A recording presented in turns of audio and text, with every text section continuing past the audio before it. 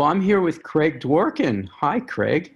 Hi, Al. It's good to see you. We Really good to are see in you. different parts of the United States, but we're here together to talk about a piece, a first poem in George Oppen's 1934 book, Discrete Series. It's number one.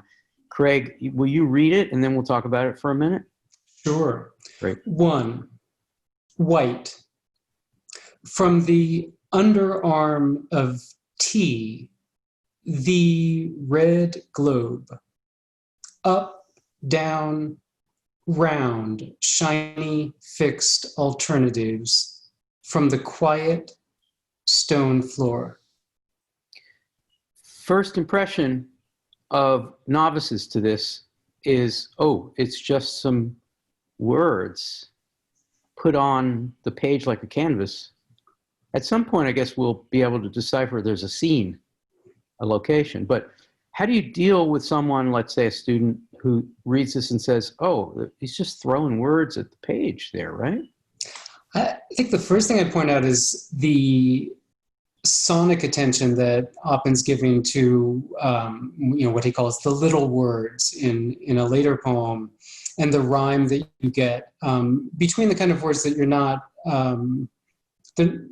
maybe supposed to pay a lot of attention to, like from and under that rhyme, or Right. the way in which the pulls out a rhyme with T, and suddenly this capital T looks like maybe it is in fact the capital T Of the next word. of the word the. To begin with, how round and down and quiet and white, that with this restricted vocabulary of simple words, we get a lot of connections being made. Hey, I have a kind of conundrum to share with you then, based on what you just said. Here's a poem which is in the book called Discrete Series, and it has a lot of discreteness about it, that is to say, fragmentation. And yet so many prepositions which function as glue and connectives and flowy things. How do you work those two things out? It does feel fragmented. It also feels flowy and connected. Well, and deliberately, the first word, white, is followed by a full stop, by a period, as though we've already had the first sentence, and it's just that one word.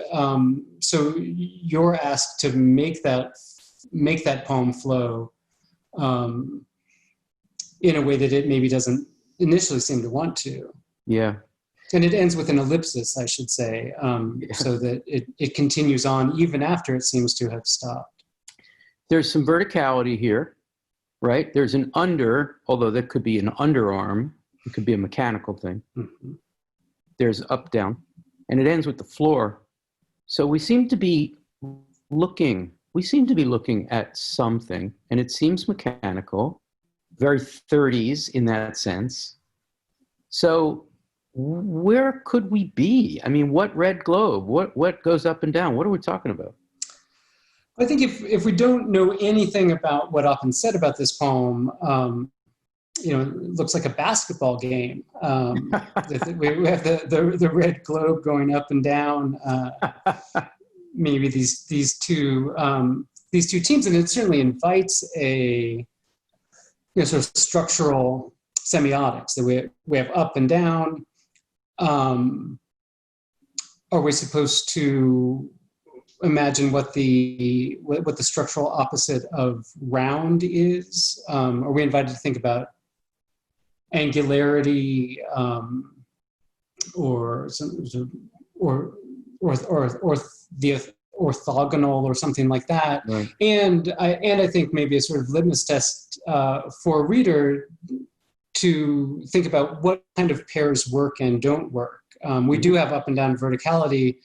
Are we supposed to think horizontally about left and right? I always wonder if we're supposed to think about left and right here in a kind of political schema.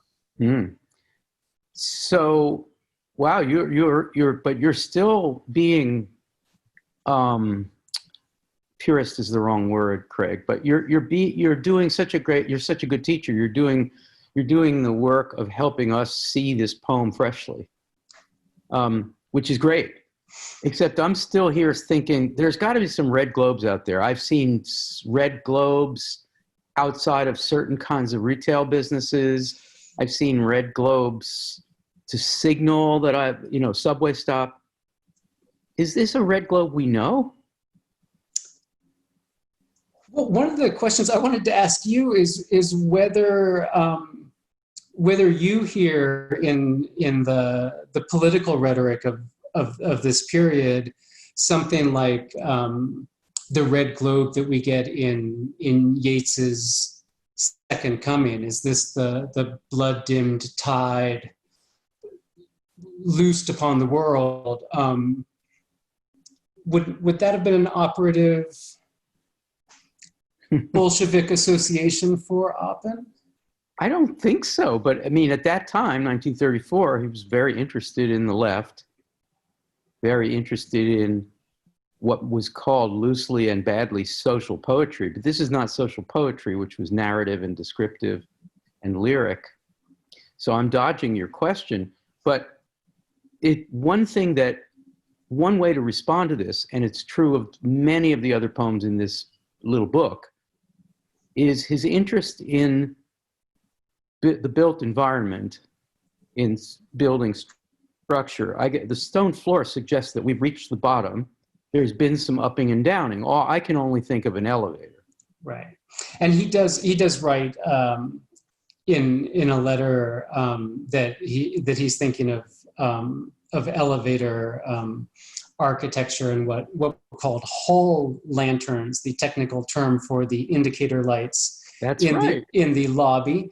That's right. And how did it take us this many minutes to, in other words, the two of us are resistant to even Oppen setting the scene because we know that's not the spirit of the poem. However, now that we're there, can we establish, point of view is a very strange word for an objectivist of this moment. Can we establish any kind of perspective? Is there a focalizing point of view? Where are we? Are we looking at the elevator now that it's come to the first floor of this office building or industrial building? Where are we? Any guesses? Well, I think the stone floor is, in some ways, really a challenge to the reader and how the reader imagines the social and civic and commercial space of this building. In the second part of the poem, or the second part of the paired pendant poem, we hear about other parts of the building, gendered spaces, different kinds of commercial spaces. And I think you're meant to imagine something like corporate office spaces higher up in this building. Yeah. And Oppen also talks about in this the pendant to this poem about the parts of machinery that are hidden and that you don't see. And I wonder if who would know about those things? Sorry to interrupt. Yeah. Who would know? A poet who cares about the makings and workings. So this kind of poet, let's just say, for lack of a better term, a modernist poet. But at the same time, a poet who is thinking about the labor, the work that's done by the people who make the machinery go. Yes? Yes, and as you enter something like a modern high-rise, and you imagine that you're on what in America we call the first floor. You're in the lobby level. That's right. Do you imagine that there's a basement? I think part of what the up and down could indicate the elevator going up and down and always stopping on the lobby, but are you aware of all of the floors underneath this with their boiler rooms and with labor That's right. going on? You wouldn't be aware of it unless you're the kind of poet who is interested in the work as in worker. Right. Right. And so it's possible, though, 1934, the Empire State Building is finished in 1932. Oh, good. This really feels like the Empire State Building, but I could be totally wrong about that. But the point about a building like that, it's very mod. It's also very Gothic. It's really like, are we modern? Are we not? I think they must have had elevator men, so-called, even in the Empire State Building. Sure. Right? Somebody has to work this sleek. There's an alternative. So I guess I would say that you were baiting me earlier. Not baiting me. You were encouraging me because, I'm a student of the literary left, and its convergence with modernism. I appreciate that nod. Up-down is kind of throwing us off in terms of left-right. The shiny fixed alternatives have a real strength to them in terms of the ideology of the worker, the guy who knows the basement. I'm going to give you the final couple of words on this. Wrap up in any other way. We haven't talked about the T. There's so much we could say. Say anything. I'll just say maybe that to encourage people to look further into discrete series, which is often taken as a series of poems that are themselves unconnected, disarticulated snapshots, but that underarm of T chimes with the later image of a woman whose armpits are causeways for water. She's walking on a carpet. It gives a soft floor in contrast to this stone floor. And the car that's inside the word carpet brings in a car that is going over a water-covered causeway elsewhere. That is, as soon as you put a little pressure on this, it gets messy and implicated. And that car would have been the term for the elevator. That's right. The elevator car itself, which for Oppen, especially in terms of smooth operation, is fraught because he was involved in a fatal drunk driving accident that got him kicked out of college and killed one of his friends. And so what seems discreet and simple, I think is maybe much more emotional and messy than it looks at first. I have a macro question. We're going to end on it. The title of the book, Discrete Series, you and I are both recommending it to anybody who watches this video. It's a paradox in itself, right?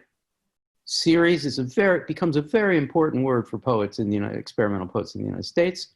Discrete, a synonym of fragment, some kind of isolated piece of language, borrowing from the various modern movements, visual art movements. It suggests something that can stand on its own, that doesn't need to be put together holistically. But this book is a discrete series. How do you, good luck to explain that in a sentence or two.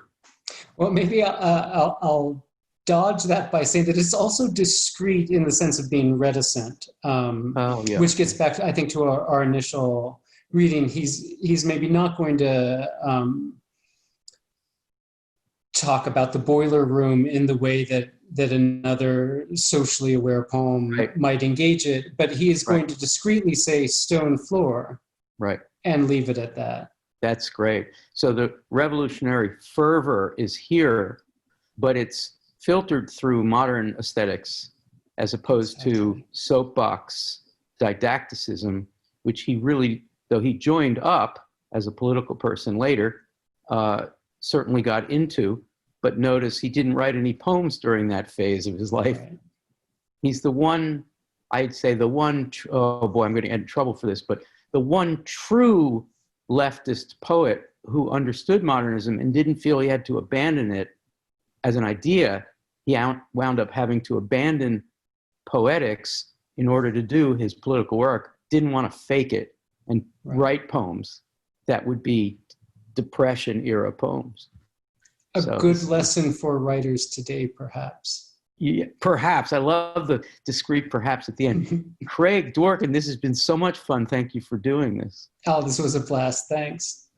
If you liked this episode, watch another and subscribe. And join us for ModPo, a free and open course at modpo.org.